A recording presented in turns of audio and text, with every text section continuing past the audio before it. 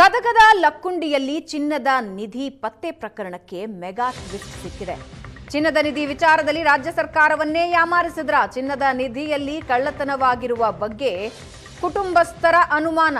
ಚಿನ್ನದ ನಿಧಿ ಕಳ್ಳತನವಾಗಿದೆ ಅಂತ ಪ್ರಜ್ವಲ್ನ ಚಿಕ್ಕಪ್ಪ ಆರೋಪ ಮಾಡ್ತಾ ಇದ್ದಾರೆ. ಸ್ಥಳೀಯ ಗ್ರಾಮ ಪಂಚಾಯತ್ ಸದಸ್ಯರೊಬ್ಬರ ಮೇಲೆ ಚಿನ್ನದ ಕಳ್ಳತನದ ಆರೋಪ ಮಾಡ್ತಾ ಇದ್ದು ಪ್ರಜ್ವಲ್ ರಿತ್ತಿ ಚಿಕ್ಕಪ್ಪ ಮೌನೇಶ್ವರ್ ರಿತ್ತಿಯಿಂದ ಗಂಭೀರ ಆರೋಪ. ಚಿನ್ನ ಸಿಕ್ಕ ಬಳಿಕ ಗ್ರಾಮ ಪಂಚಾಯತ್ ಸದಸ್ಯೆ ಮನೆಗೆ ತೆಗೆದುಕೊಂಡು ಹೋಗಿದ್ಯಾಕೆ?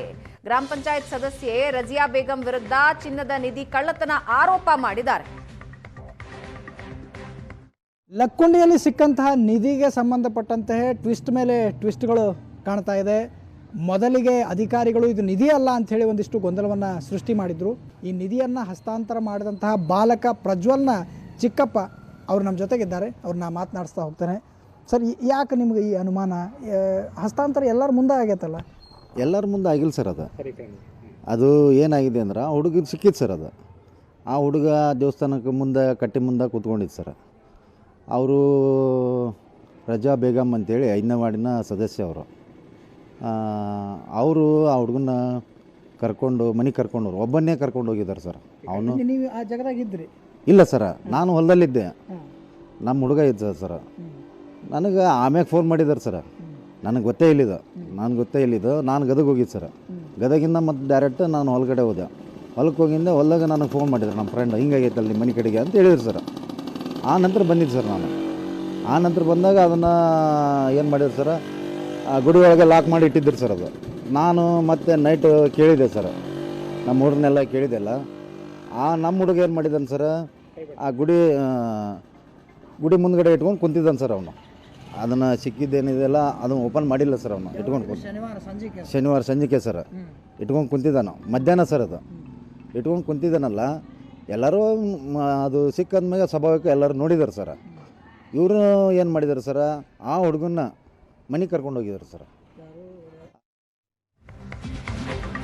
ನಿಧಿಯಲ್ಲಿ ಕಳ್ಳತನದ ಅನುಮಾನ ವ್ಯಕ್ತಪಡಿಸ್ತಾ ಇದೆ ರಿತ್ತಿ ಕುಟುಂಬ. ಗ್ರಾಮ ಪಂಚಾಯತ್ ಸದಸ್ಯೆ ಚಿನ್ನ ಕಳ್ಳತನ ಮಾಡಿದ್ದಾರೆ ಅಂತ ಆರೋಪಿಸ್ತಾ ಇದೆ. ನಿಧಿ ಕಳ್ಳತನ ಆರೋಪ ನಿರಾಕರಿಸಿದ್ದಾರೆ ರಜಿಯಾ ಬೇಗಂ. ಹಸ್ತಾಂತರಕ್ಕೂ ಮುನ್ನ ಯಾವುದೇ ವ್ಯತ್ಯಾಸ ಮಾಡಿಲ್ಲ. ಗ್ರಾಮದ ಕೆಲ ಹಿರಿಯ ಜನರ ಸಮ್ಮುಖದಲ್ಲಿ ನಿಧಿ ಪರಿಶೀಲನೆಯಾಗಿದೆ. ಜನಪ್ರತಿನಿಧಿಯಾಗಿ ಏನು ಕೆಲಸ ಮಾಡಬೇಕೋ ನಾನು ಅದನ್ನು ಮಾಡಿದ್ದೀನಿ ಎಂದಿದ್ದಾರೆ. ಅವರು ಆರೋಪ ಏನಿದೆ ಅವರ ಉತ್ತರ ಕೊಡ್ತಾರೆ ಸರ್. ಯಾಕಂದ್ರೆ ನನಗೆ ಬಂಗಾರ ತಂದ ತಕ್ಷಣ ನನ್ನ ಕೈಯಲ್ಲಿ ಕೊಟ್ಟಿಲ್ಲ ಸರ್. ಅವನು ಎಲ್ಲರಿಗೂ ತೋರಿಸಿ ಆ ನಂತರ ಇದು ಹೌದಾ, ಇದು ಬಂಗಾರ ಹೌದಾ ಅಂದಮೇಲೆ ಎಲ್ಲರೂ ಯಾರೂ ರೆಸ್ಪಾನ್ಸ್ ಕೊಟ್ಟಿಲ್ಲ ಸರ್. ಅವನಿಗೆ ಇದು ತಗೊಂಡು ಹೋಗು, ಇದು ಅದು ಹೋಗು, ಇದು ಹೋಗು ಅಂತಂದು ಎಲ್ಲರೂ ವಿಡಿಯೋ ಮಾಡಿಕೊಂಡು ಎಲ್ಲ ಲಿವಲ್ಲಿ ಬಿಟ್ಟಿದ್ರು ಸರ್. ಆದ್ರೆ ನನಗೆ ತಂದ ಮೇಲೆ ನಾನೇನಂದೆ, ಇಲ್ಲ ಅದು ಬಂಗಾರ ಹೌದು ಅಂತಂದು ನಾ ಹೋಗ್ಬೇಕಾದ್ರೆ ಆ ಮಗುನ ಒಬ್ಬನ ಕರ್ಕೊಂಡು ಹೋಗಲಿಲ್ಲ ಸರ್.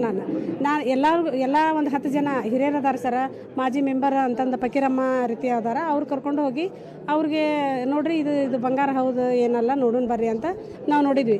ನೋಡಿದ್ಮೇಲೆ ಇನ್ನೊಂದು ಮಾತು ಏನಾತಂದ್ರೆ, ಅವರು ಇಲ್ಲಿವರೆಗೂ ಇಷ್ಟು ಮೀಡಿಯಾದವ್ರು ಬರ್ತೀರಿ, ಇಷ್ಟು ನೀವು ಪ್ರೆಸ್ದವ್ರು ಬರ್ತೀರಿ, ಪೇಪರ್ದಾಗ ಬಂತು, ಎಲ್ಲ ಬಂತು, ಇಷ್ಟು